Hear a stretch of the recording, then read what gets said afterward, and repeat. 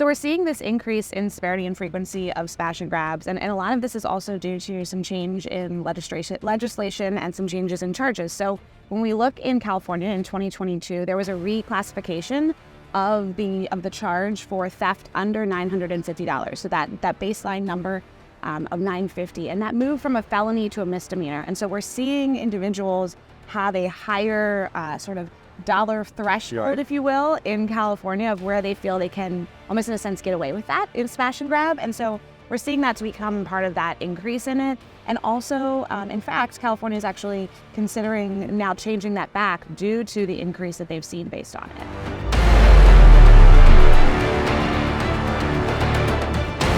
Organized retail crime is a systematic group of people with a predetermined plan to do nefarious acts of stealing goods, whether it's on the port side, the manufacturing production side, or even on the retail side, right?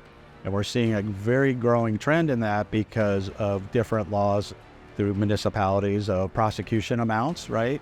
Risk versus reward, right? And it's kind of hard to systematically take down 20 or 30 people at a time and stop them.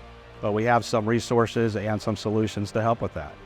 And also, organized retail crime is costing retailers on average $94.5 billion annually. So really hitting their bottom line when it comes to a financial burden. And what's very interesting about that is, do you know who pays for that? We do as consumers. So if we all could work together collaboratively, whether it is on the retail side or the professional security side or even law enforcement, we won't take the burden of that. And we're seeing it really increase in both the frequency of this and the severity of it. It's costing retailers on average $7,000 to $10,000 per incident when it occurs. So the biggest challenge to prevent smash and grab incidences are on the physical security side and the technology side, from adaptation and the training side, right? Yes, and so really preparing those officers that are on site from a physical security presence is really important. So we're seeing training for those officers in really critical areas, things like non-crisis or crisis intervention, and training them to recognize that suspicious behavior,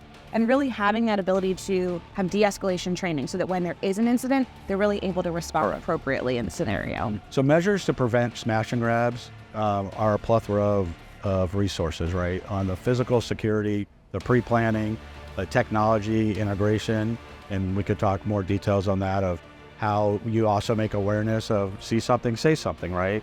The training your employees to, when they see certain events or people congregating together and loitering, how to react to that. But a lot of the technology integration could come from the AI that can predict that behavior, right? And again, it's really the collaboration, the retailer with their management, the retailer with the security professionals, and even the private-public partnership of collaboration, right? Because everyone has the same problem. So if you can share those best practices, whether it's access control, whether it's lighting, whether it's artificial intelligence or cameras or video surveillance, you can take it down very granular to RFID chips and high dollar assets. Where are you putting those assets in your retail environment? Who's watching the doors, right? And again, I think from a basic, very easy interaction is greeting people when they come in, looking them in the eye, because now they know that you are watching them, but make it a safe environment for the buyer and the employee. I also think that public-private partnership is really important, right? Because this is also where you can sort of widen your visibility as a retailer as to what's going on in your community. So you might now know what's happening a block away, 5 blocks away, 10 blocks away, because you're communicating with those public-private partnerships. And then we can see where trends are happening as well, right? We can come together as a community and know where are these smash and grabs happening. We see them in major verticals like electronics and high fashion and beauty products and pharmaceuticals. And so if we can have that continuity in those major markets where we're seeing this, we have better response as well. Yeah, that collaboration is huge. Like Ally said, not just from the retail side, but just the public safety side, right? Because we outnumber public safety, people and retailers, and how that effect could actually help them respond to actually a high level threat and not something that could be proactively avoided. I think also when we combine the technology and the physical security side, we also provide better safety for retailers' employees that are in those stores when these incidents are happening as well. And so when we think about the safety side of it, it's really important also. Yes. So we're seeing this increase in severity and frequency of smash and grabs. And a lot of this is also due to some change in legislation and some changes in charges. So when we look in California in 2022, there was a reclassification of the charge for theft under $950. So that baseline number of $950, and that moved from a felony to a misdemeanor. And so we're seeing individuals have a higher sort of dollar threshold, if you will, in California of where they feel they can almost in a sense get away with that in smash and grab. And so we're seeing that to become part of that increase in it.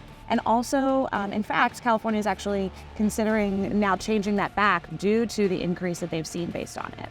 Yeah, you look at the dollar amount, I think the bad actors getting more sophisticated. So they know the laws just like we know the laws, and they know the resources. So if you're going to steal something that's $600, you know you're not going to jail, right?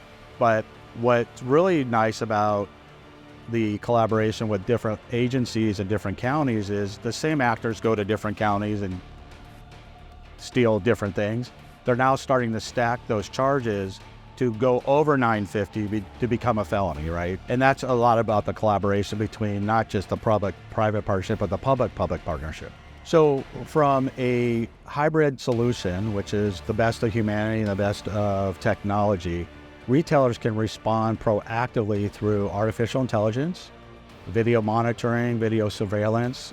We have mobile surveillance units, access control, visitor management, really taking a whole security platform look, and then taking that intel and helping with the human aspect, the security professional guard, to be able to react appropriately. Yeah, and I think then we're really arming that security officer with better intelligence, better information when they respond. So sort of clearing that noise for them and having the ability to leverage what the technology can detect, and then really letting the officer know what they're responding to, where that is, sort of situational awareness, if you will, for the officer.